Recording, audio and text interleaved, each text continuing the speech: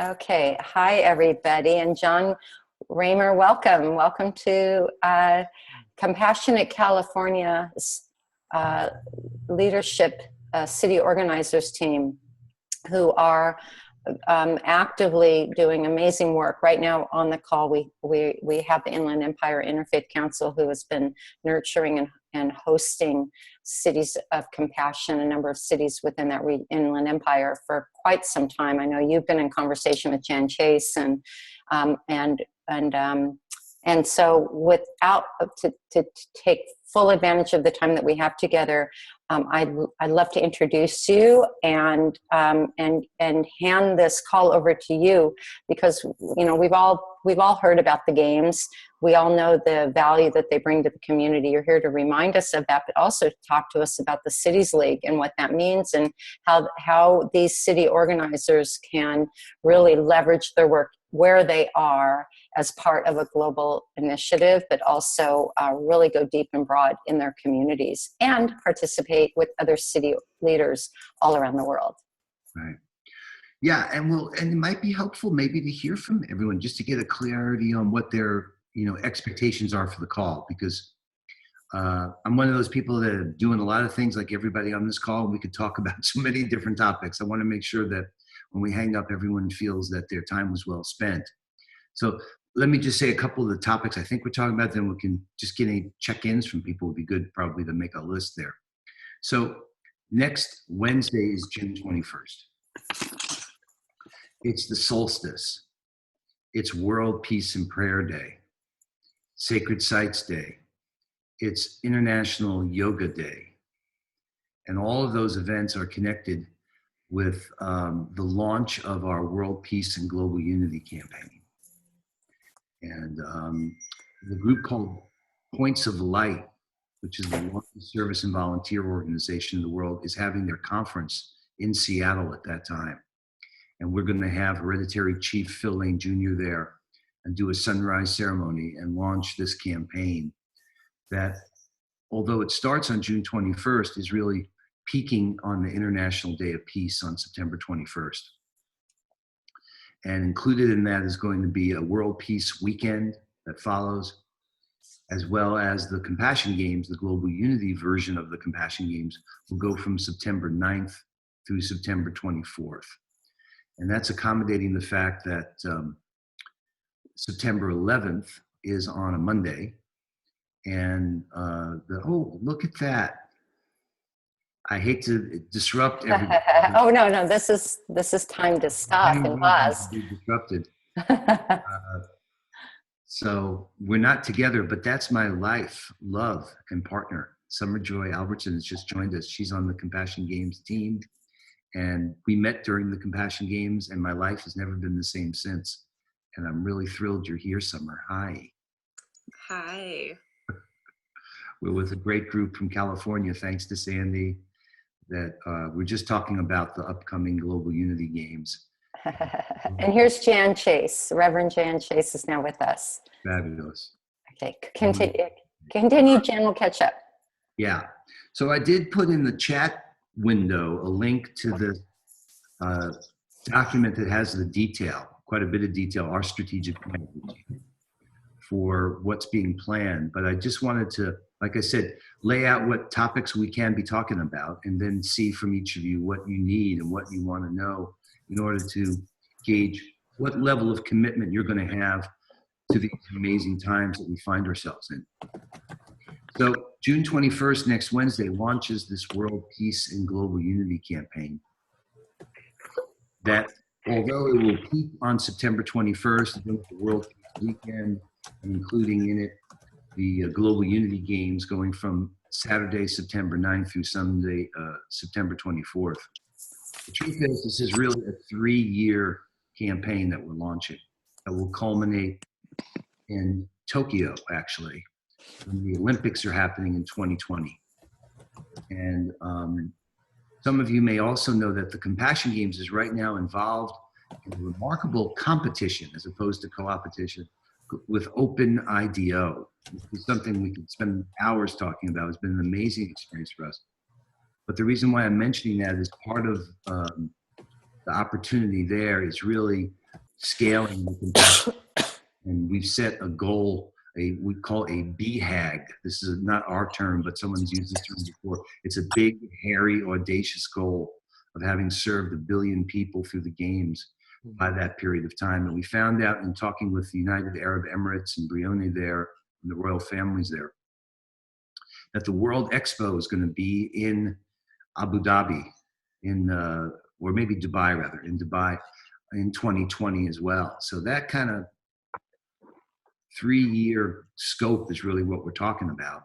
And the thing that we're doing this year with the Global Unity Games, it's so essential, I think, to achieving that goal, is bringing the cities together and forming this cities league. It becomes, in effect, a community of practice. So what's been happening with the Compassion Games, having served now over 5 million people in the games, is that there's lots of different individuals and teams who play, and that's great. But we want to go beyond the basic play, which includes counting the number of volunteers and the hours of service and the number of people that are served and the money raised. But to group teams together that have specialized needs and opportunities, and cities are one of them. I mean, that's how this all started for me with the International Campaign for Compassionate Cities, recognizing that mayors and cities are in a unique position to make change happen in the world. And one of the groups, by the way, I'm thrilled to tell you we're connected with is Mayors for Peace now. There's like thousands of these cities connected to stop nuclear arms around the world. Right. There are many cities coalitions that we're going to connect into the Cities League as well. So that you're working in cities and yet you're in California. And although I see no one here from the Silicon Valley area, but there's a unique challenge that Santa Clara County has taken on to become the first compassionate county, in which all 15 cities in Santa Clara are going to affirm the charter and commit to play in the games as well. Did you hear that, Pomona? Inland Empire? Jan, I muted you. Yeah. You might want to step up your game and see what if it. Yeah, let's see who's the most compassionate region. Let me just drop in here real quick for 2 things. First of all, you heard some different dates in September that you've heard in the past. You heard September 9th through the 24th for the Global International Games. Every other year, it's been the 11th through the 21st, from 9/11 to 9/21 International Day of Peace. And this is to basically cover the broad spectrum of 2 full weekends, number one, right, John? And so let's really leverage that. And it's really great having those extra days to really take advantage and organize. Right, and what we're also thinking to do is Sommer and I are going to be in Europe. And it just turns out that one of the people from Open IDO that's on the team is in Manchester.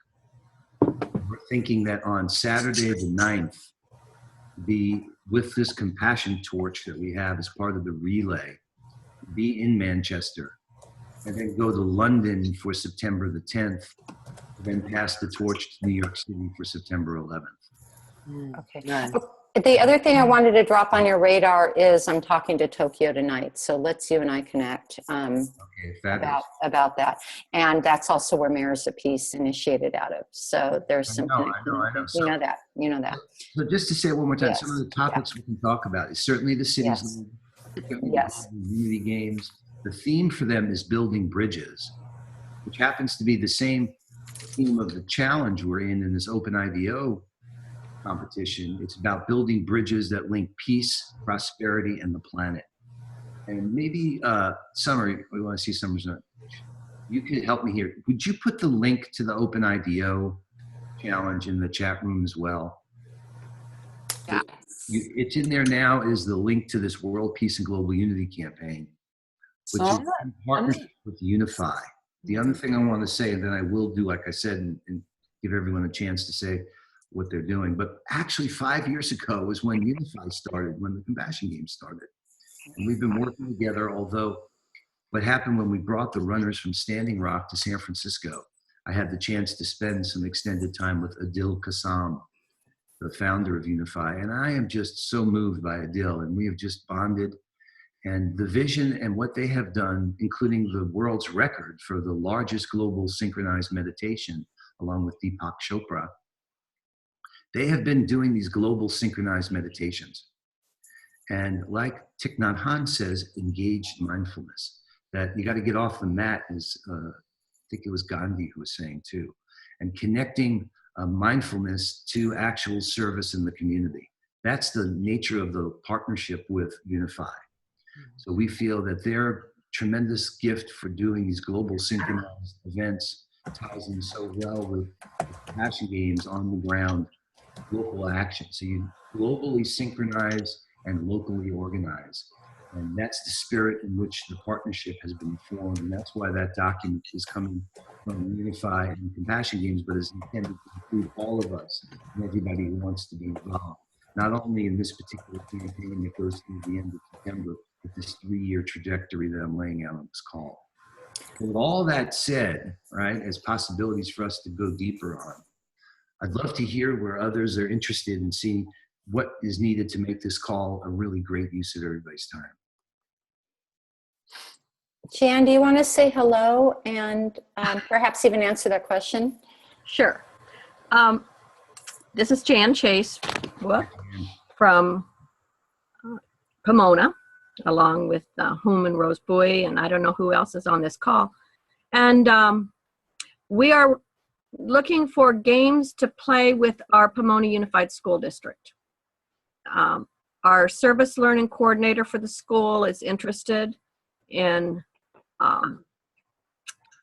presenting possibilities to the faculty and the principals of the schools throughout our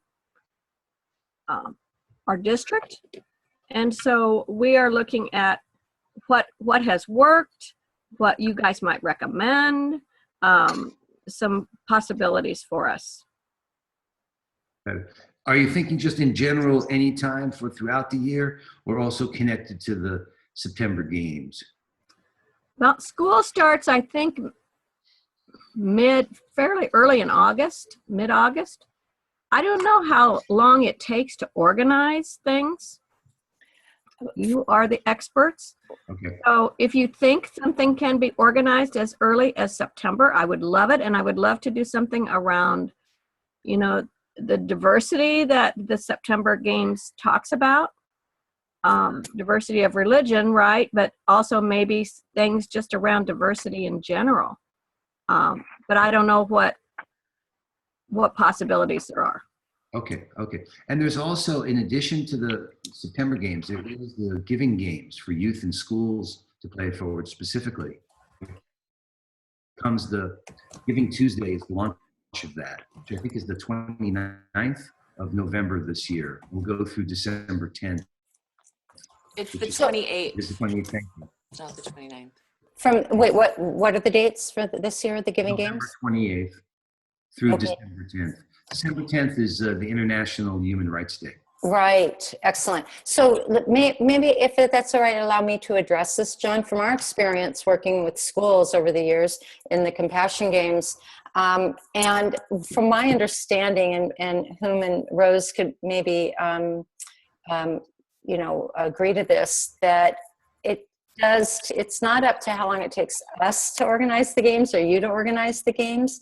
It's up to the school, and it typically needs to be written into the curriculum the year before because the teachers have such limited time in the classroom.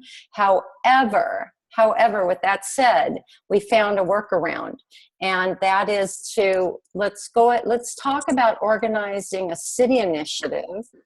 And because you've got those 2 big weekends to work with here, this is an alternative way of getting the school involved in things that perhaps that they can support and get their students to on the weekend where it's not on school time, but it's engaging them.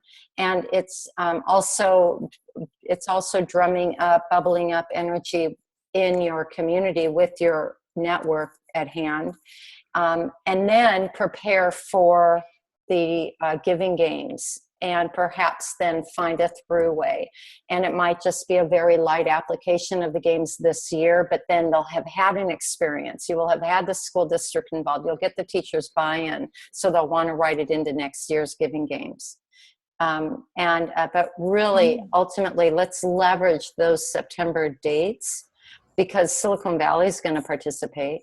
And I think that speaking about pairing up and pulling together a co-opetition between cities, our regions, that Silicon Valley would be quite the contender for you, or might you be the contender for them? You can be the judge of that. So how's that sound? And John, what are your thoughts on that? Wow. That would be opposites. That would be a what? Yeah, let's hear from. Say that again. No, I just thought we could hear from the Reverend what she was about to say. Yeah. Jan, what were you going to say? Well, Silicon Valley is so opposite of Pomona, for example, in terms of socioeconomic everything. It would be an interesting putting together. Yeah. Yeah, you can't buy yourself into a winning position. Okay. You may need to teach those folks in Silicon Valley something about what's really important. Well, I mean, it might be a real motivator. Yeah. Actually, yeah. You know what? Let me say something about that. There's a thought that I can't get out of my head the last couple of weeks.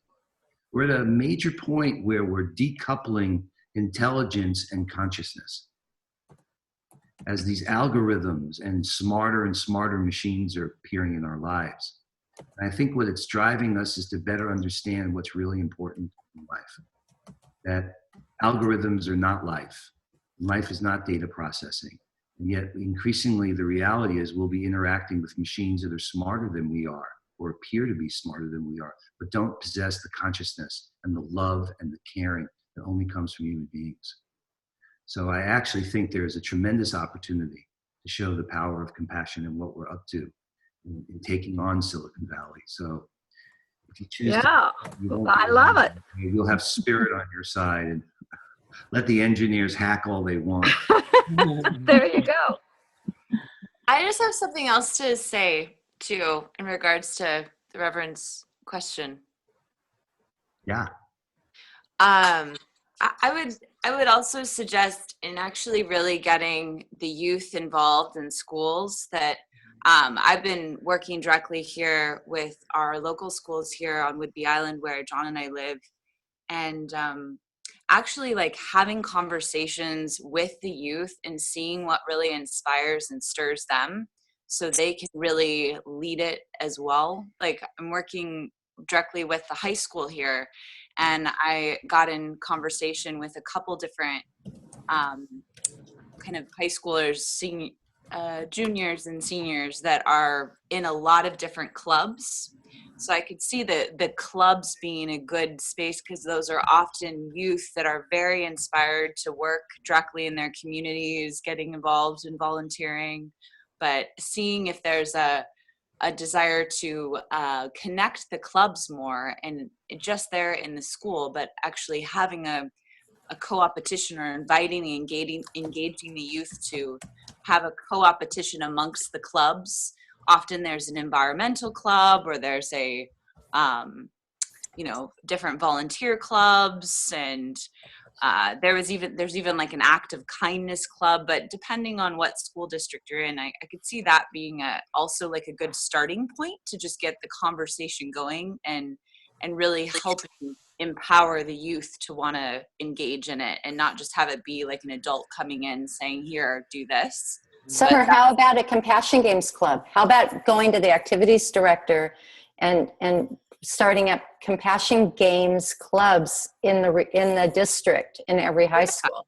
Absolutely. But like how to have that conversation, that doesn't seem overarching, but getting the kids to want to lead it themselves, I think is really powerful, especially for the maybe members of the younger kids coming up freshman year, but to kind of engage them so it keeps going. That's such a great idea, Sommer. And the fact is, those are the students that are out there at lunchtime with their banners, with their little table or in their booths, trying to drum up business. Yeah. And if you're able to start a Compassion Games club at your high schools, Yeah. then again, it's generational. It just keeps going. It teaches them leadership. It teaches them service. It accomplishes all kinds of goals. They can do their own fundraising. It can do so much. It's such a great measure of unit, like the cities, which was the initial inspiration, right? I'm going to mute. Sorry, I've been so talky. I could see it also, Sandy, just to connect to that too. It may be not necessarily an additional club, but maybe a way to connect the clubs, that maybe it supports all the clubs, and that's in that sense of community and collaboration and wanting to connect them together. So I just wanted to add that in too, in that space of how to engage. It's really about the youth, right? And what do they want to do? So, yeah. Right. One other thing too, then we should hear some of the others. Yeah. But certain thing. I just dropped into the chat room a link to a story of somebody who's really one of the great champions of compassion, is Leah Mandelbaum, and her story about how her experience at the school, well, first at the prisons where they played the games, and then how she brought them to a high school in LA and the challenges that high school was facing, and how, in effect, climate change, by creating a climate of compassion, what they were able to do there. But like Sommer pointed to, it was student-led. That's one of the lessons she learned. If you look there, Jan, the link that's in your chat room, that story actually has an interview with her broken out into segments that I think it would be very informative for you to not only listen to and share, but you use that as a basis to talk with the folks at the schools. The other thing I want to point out, the way the games get organized is that a school can be a team, but then each class can be a sub-team. And then in effect, that school becomes a sub-team within the district. So this spirit of co-opetition can be used going in different directions and be a real activator for getting engagement, which is really one of the things that's so essential and unique about the games. So that's fabulous. Now, the same way we have a cities league, we can see ourselves emerging to having a schools league. A very natural next expression. If we could demonstrate that the leagues really add the additional value that we think they're going to. So let's hear from some of the other folks what their were expectations for the call. Make sure that nobody leaves not having their needs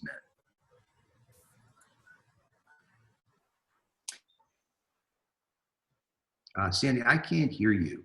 I'm sorry, I was just going to say, Catherine and Laura, you guys are on, looks like you're self-muted, and if there's anything you'd like to share, we just want to give you that opportunity since I know you can't see the screen and interact fully.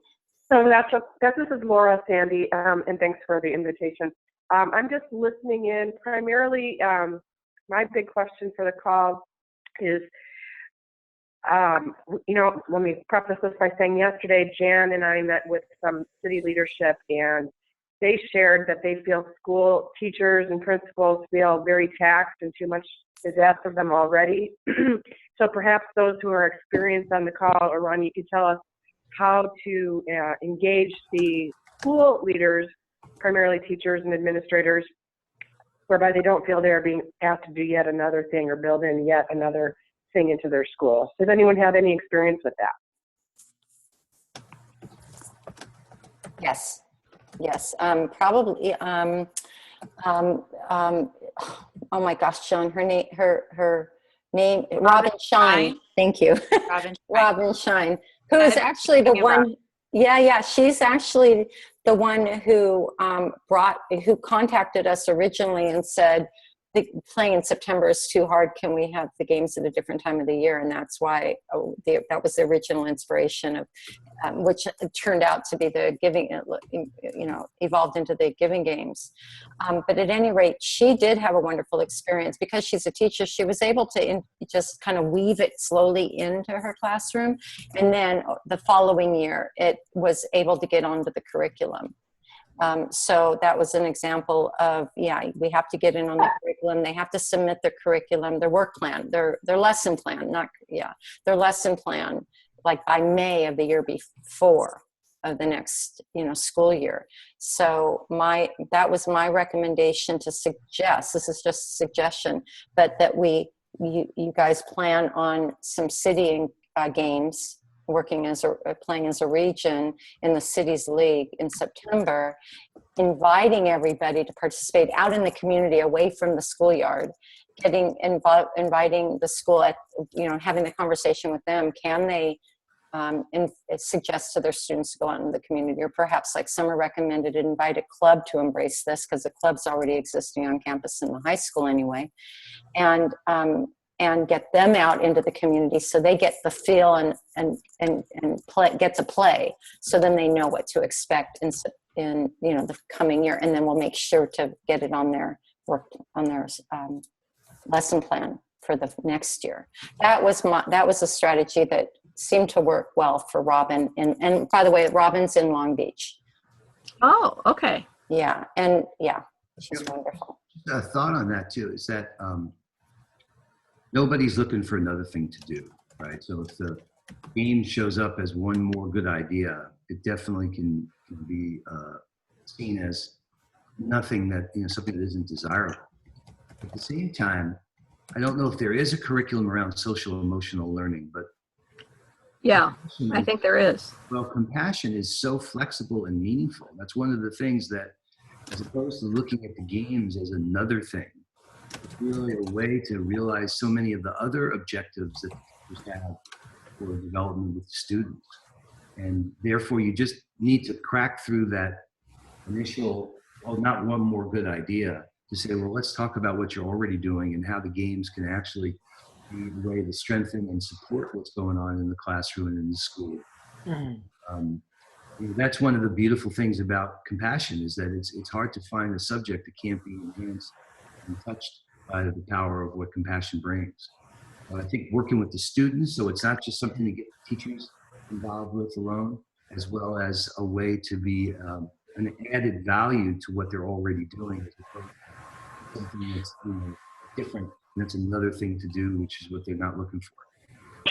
Can I add to that for a minute? Because I'm new to the compassion games still, and at one point I was feeling exactly that thought of like, oh my gosh, it's another thing. I love this idea and I so want to support it. What do I do? And I was on a call with Sandy and Sommer, and Sommer basically like broke it down to little things that I'm already doing. And so when you're talking about in the classroom with students, helping somebody who drops their books and stuff across the lawn, if it's a younger person, or helping somebody cross the street, little acts of kindness and compassion that are indicative of care, even if they start off little, can help shift the brain chemistry and bring the awareness of compassion. And then what other things can I do? And so to your point of the little things that can get done on the day-to-day basis anyway, just highlighting them in the context of compassion can be really helpful.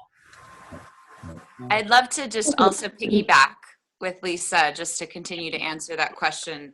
Robin Shine, she talks about and it was youth led as well in her school, but she talked about how it was like, like the temperature, like climate change, how it's like she felt that there was like a temperature that was affected during the compassion games in the school, and that there were, I know it could be a different group that I'm thinking of, but there's a compassion chain is something that works in schools really powerfully, and youth led, where people are not only focusing on being more kind during the compassion games, but also writing down and adding to a compassion chain that could be, in the lunchroom or a kind of a common area that people are adding on to a compassion or kindness that they're seeing or that they've done.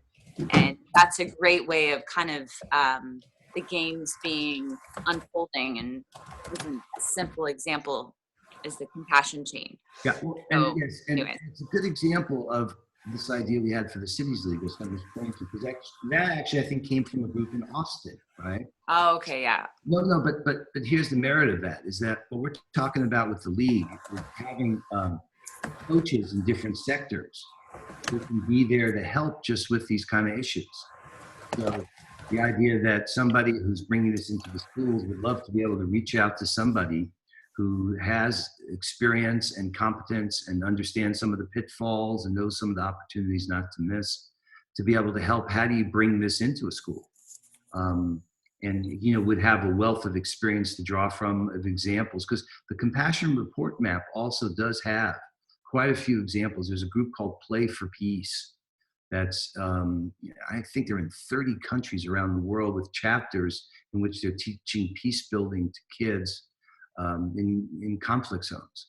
And they've done some incredible, I mean, you can have a range of activities to introduce and also strategies for how to get the school to embrace them.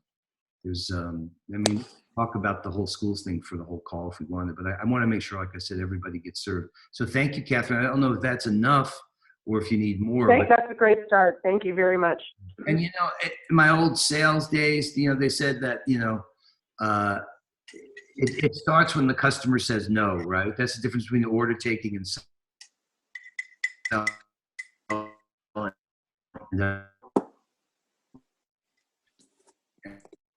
and the reality can help amplitude being another thing, because I know there's a lot of innovation in this space right now. In fact, my visit here in California with schools and a lot of gaming stuff, a lot of games being done for youth that are very creative and are trying to bring social emotional intelligence. So we're going to have lots of new ideas and things we can contribute in the weeks and months to come.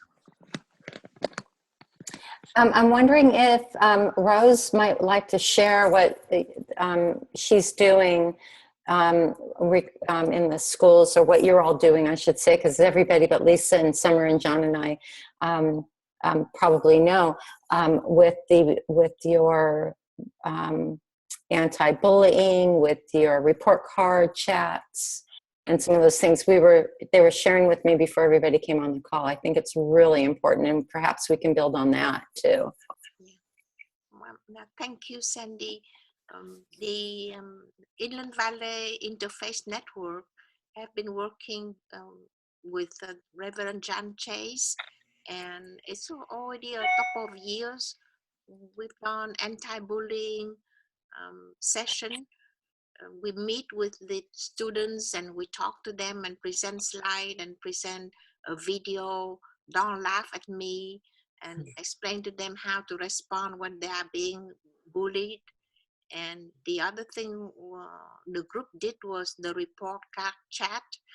We met with the student and go over the results of the trimester schoolwork and show to them where they can improve. And by paying attention to their achievement, we make them more motivated at the next school semester. And Reverend John Chase can even talk more about that than myself. And right now, our group would like to start compassion game in the Pomona Unified School District. And we are very new to that. And we need to learn example on how we can do the compassion games exactly. And like Reverend Jan has said, we hope that we can get it done by this beginning of school year, which would be the end of August, and maybe prepare to be ready for the global compassion game. But I have heard from you that it may be better to prepare this year for a lesson plan for next year. I think you heard that from me. I don't know who you're. No. Yeah, and let me clarify that. I'm so glad that you brought that up. I want to make sure I'm really clear that no, I think you should forge ahead for sure, but should you receive that pushback, do what you can, where, like Sommer and others have said, and fold the games into what you're already doing, and then make sure you get on a lesson plan for next year, so it even has more leverage and more roots in the school. But for now, by all means, let's see how we can work them into what you're doing. But let's definitely leverage the September opportunity to get everybody involved, and then also give those teachers and district folks an opportunity to actually participate in the games and have their own experience.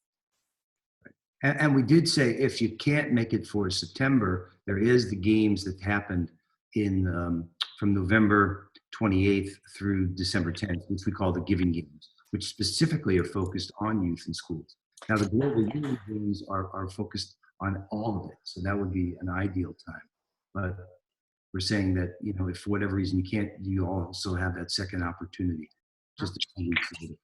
Do I understand right that the main principle is to have the student be aware, focus on being kind, and focus on being compassionate, and then they will find, you know, a small little random kindness act and write it down, and we go from there. Well, yeah. Go ahead. Someone else answer that. Summer's probably good. Or anyone. Is there a list of things that people already experience in the compassion game that can give to us and help us to have an idea of what we can suggest to the kids? Yes, absolutely. Well, Yeah. Go ahead, John. No, I want you to go. Well, I would just say, well, first off, what is your name? The one is Rose. whom? Hi, I'm Summer. Woman Rose. Whom Rose is Rose? and It's nice to meet you. Hi, Summer. Hi. Well, I just would want to add, I always find it really powerful in these conversations, especially talking with people that are new to the games, is, you know, what maybe is missing in your community, in the school, in wanting to connect to more peace. Maybe it's connecting to more inclusivity, or, you know, to kind of see what is it that is sort of a wish to have in the school systems, or to kind of create more of a like collaborative community. And that's these are just some of the ways that's really powerful that the compassion games can kind of ignite and amplify and bring more unity together. And so that would be more my question to you first, is to kind of think about what's kind of missing there, or in the school, what could be like a great example, or something that can kind of bring more celebration of peace maybe in the school system, and connecting it to something that's bigger. So the powerful thing about the compassion games is it's a particular time where there's people all over the world that are participating, kind of like the Olympics of compassion and service, that is connected to players and teams all over the world participating together. So we, you know, have different events that that the schools or anyone can kind of like sink into and connect in at that time. But it's a very inspiring, powerful experience of collective expression of compassion, you know, of the heart, you know, the Olympics of the heart is sort of my answer, I guess, and kind of question back at the same time. And it can include not just the random acts and the kindness they do, but they can organize service projects. I mean, the range of compassionate action goes everything from a random act and to a service project that's then shared on the report map. And if you haven't seen that, that's important, Rose. It's where people who've participated then share what they've done, where others learn from each other. And that's on the website, we have a link to the compassion report map. one of the things I love about the games is you can organize the most the largest community, you know, project, and you can organize structured ways of engaging, or you can participate by being mindful of what you're doing too. And I think the mindfulness is a really important piece to this. No matter what you're doing, you're mindful of your compassionate action. So when you're talking to the students about their report cards, ask them if they're expressing compassion for themselves, if they're not studying. And well, I mean, just start weaving in the conversation of compassion and or the anti-bullying and bullying. What a great opportunity for having that conversation about the importance of compassion. What does compassion mean? what is the definition of compassion, and invite them to start their anti-bullying education by understanding what compassion is, and starting from the actual root of what inspires somebody to, to be a bully, or how does somebody feel when they're bullied. I mean, there's so many opportunities for the mindfulness component here. So you can start there too, and just being aware of where that is. But I totally agree with Sommer. When someone says, how do you play in the games? The best answer is, what are you already doing? Yeah. And be mindful of that, of your compassion in that. Oh, Reverend Jen Chase has started sharing her screen. Good for you. Did you do that intentionally? For Reverend Chase. Because I've done that by accident, and then everybody saw my screen. Let's see, Jan, I think you're muted. Hold on, I'm gonna see. Let me see here. Hold on, let me unmute you. There you are, now you're unmuted. Did you want to share your screen with us? Because I don't know what that means. No. Okay. No, I don't think I do. I don't know what I'm doing. I've done that before in my screen. My desktop was a mess. Okay, so take your mouse, kind of hover it lightly at the bottom of your screen, and then it should bring up a little green button that says share screen. Yeah, I don't see it. Oh, interesting. I think I went out of it. Okay, well, this will stop. Okay, continue. All right, I guess I can do that. Can you do that? Can you help me? Okay. No, this is really weird. This is a good example. This will stop it. Yeah, okay, let's. Get Jan off of sharing her screen. She inadvertently did it. Aha. Now, are you seeing my screen? You see what I mean? That was funny. Okay, now I know how to handle that. What have I got to learn from that moment? Thank you for your compassion, everybody. Let's hope that you reported on the map. There you go. I'm going to the report map and experience. Let's do that. Should we do that right now? Sure. Yeah. Yes. Okay. Yourself stuck. Okay. Before I share my screen, I'm going to show you what's going to happen here. All right. Now you're going to share your screen. Is that I right? am, but first I'm going to bring up the Compassion Games site. Oh, there. It takes you to my, okay, now I'm going to share my screen. And hold on a second. There we go. Now you should be looking at the Compassion Games website. And I'm going to go to the report up here. There we go. And it's going to take me to the Compassion report map. Doesn't that make you exhale and just calm you? Beautiful. Yeah, so look at that map. So if you were to zero in on, let's see what's happening down here in this region of the world, oh my goodness, what's happening in Mumbai? And you just keep drilling and drilling and drilling, and you can bring up some amazing projects and just play around. And over on the right-hand side of your screen, you can see, you know, kind of the reports that have happened from, oh, what happened? You know what, I've got a very sensitive touchpad right now. I've got to figure that out. I'm sorry, folks. But I'm not going to spend a lot of time on this because I want you to play around with it. And John, if you have anything to say now, I was going to go and participate and actually create a report. But did you want to say anything before I move on? Well, just that you saw already in those few minutes there, as Sandy drilled into different parts of the world, the gallery on the right filters to show the reports from that area. And actually in Mumbai there was some, right away, good reports, examples of kids in action and things that you could do. So for Rose and others, this is really a resource that will give you suggestions and ideas. In fact, this is one that this is a great story, this family in Bali. In fact, it's so good that Sommer and I are going to have to go see them. Oh. And you should probably take a tough part of the job. Somebody's got to do it. You've got to go visit those guys. Wow, thanks. You know, and now, like Sandy was about to do, by clicking on that participate button, that's how you share a report. So you sign in. Sign in as a guest. Sign in as a guest. And let's see, Compassion on Zoom.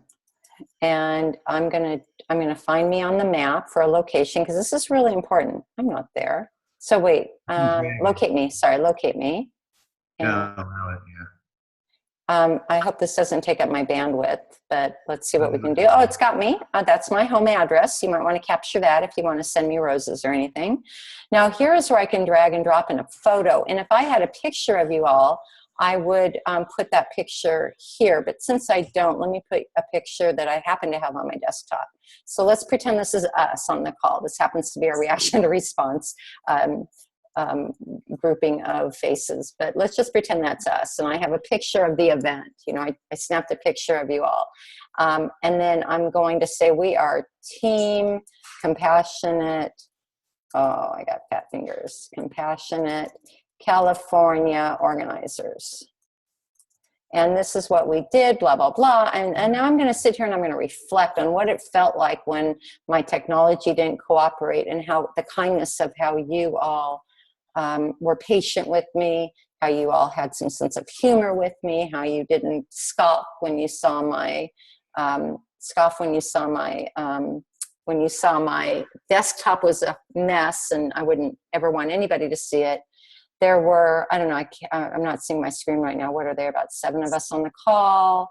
And we've been on the call for about an hour. That's a number of players. How many people were served? Well, I was served. So would that be fair, John? Whoops. Yeah. I was served. Oh, were you served? Was everybody on the call? I was served too, witnessing it. Okay, let's go ahead and just assume everybody here was served. As a matter of fact, you were served. It's how you absorb, how you embrace it, what you've learned from my need of compassion.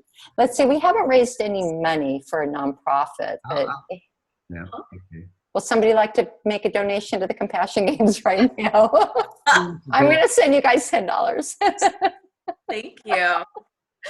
And if I had a news link, or maybe perhaps I'm going to send a recording of this call, I'm going to drop it in here. And then what's optional name? That's a new field. That's optional. If you wanted to put your name in, who's submitting the report doesn't have to. Okay. You can be anonymous if you choose to. And Sandy, before you accept that, just because of in my need for compassion, go up to the team name and put a space up there. Now you won't be able to submit that. Well, we're gonna still have to put in more of the field. Okay. I'm just. Yeah. Okay, let's just, for the sake of accommodating technology here. Now, okay, so when this comes up on the map, you'll take it down because I don't want to be unauthentic. But no, don't do it. Don't. I won't do it. Okay, but I would then accept the terms and submit it. Of course, I'd read thoroughly my responsibilities and what I'm, all of that, and accept the terms. And then what would that do then? Let's go ahead and close it. Assume I had done that. All right. It would then pop up with that picture you saw here and pin it on the map, right? Uh-huh. Yeah. Yes.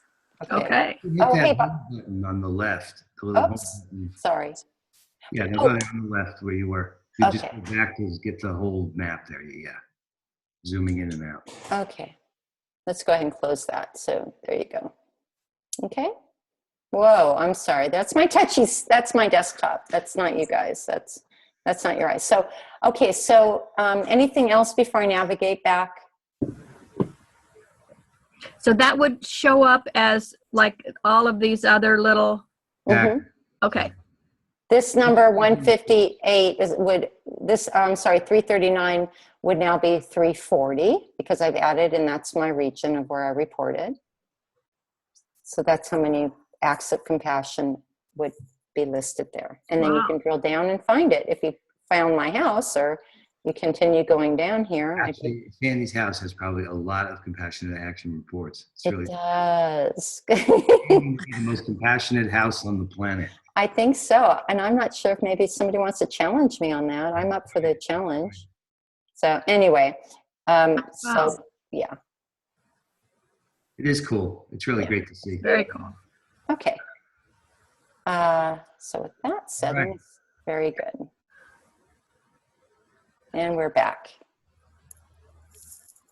Now we know how to share a screen. So I should probably have taken some more points, perhaps, because there was an educational component there too I could have reflected on. And at the expense of what I felt was a vulnerable moment, you expressed your compassion to me, but then there was also this opportunity for us all to learn how to share a screen share. So the possibilities are endless with the compassion games. It's actually quite amazing. With our, oh my goodness, look at, we're right on the nose. So as an organizer of Compassionate California with the cities, as part of the Compassionate Cities Cities League with the Compassion Games, and as your friend, you can always call me, and I'll take the time to share my screen with you and walk you through any process you have with the Compassion Games. Compassion Games is in my bloodstream, so I will make you all my priority to serve you and to ensure your success. Yeah, Sandy, I just want to say this one more time because I know that it's really true. And that's part of what's given me so much confidence and strength to build this together, is that we really are doing this together. And we, invite everybody to really jump in. Part of the joy of the games is to get off the sidelines and onto the playing field. And like I said earlier in this call, and those moments things seem to be breaking down, they're really breaking apart and ready for something new to break through. And it's within reach that we really bring compassion to the world right now, and from our hearts to the world. And I'm so grateful to you for your leadership and your dedication. And I know what that takes. It's like everybody on this call knows. You wouldn't be up at 8 o'clock in the morning fiddling with your computer, trying to figure out how you can help the schools and how you can make your cities better places. But it's with great reverence and respect and appreciation that I thank you and everybody on this call. And it's always great to see you, Sommer. I can't wait to come home. I'll see you tonight. A little love fest here. Okay. I miss you. Uh-huh. Thank you. And it's been an amazing trip. And take a look at those links I sent. I don't know if you use them when you hang up the call. IDO challenge is happening. That's a very fertile environment. We happen to be, participating in this particular challenge, but it may be relevant for you for other things you're doing as well. But check out what we're doing there. Also, the World Peace and Global Unity campaign. That document really goes into great detail about what's coming. Next Wednesday, we launch in preparation for an incredible September. And then again towards 2020, and using that as a kind of a goal to drive us towards reaching that threshold. We're looking to launch some kind of self-replicating campaign that gets communities all over the world to do what they need to do. We want to have 1 billion people served through the games by the end of 2020. I believe it. I believe it. I think this is it. We've hit that breakthrough stride. So thank you all. Thank you, Human Rose. Thank you, Reverend Jan. Thank you, Catherine. Lisa called back in. Thanks so much, Lisa. And Sommer and John, you have my undying support and love. Back at you. And love and compassion. Thank you. Thank you. Okay. All right. Thank you. Thank you, everybody. All right, everybody. Bye. Bye. Thank you. Bye for now. Bye. Bye-bye. Bye. Game on.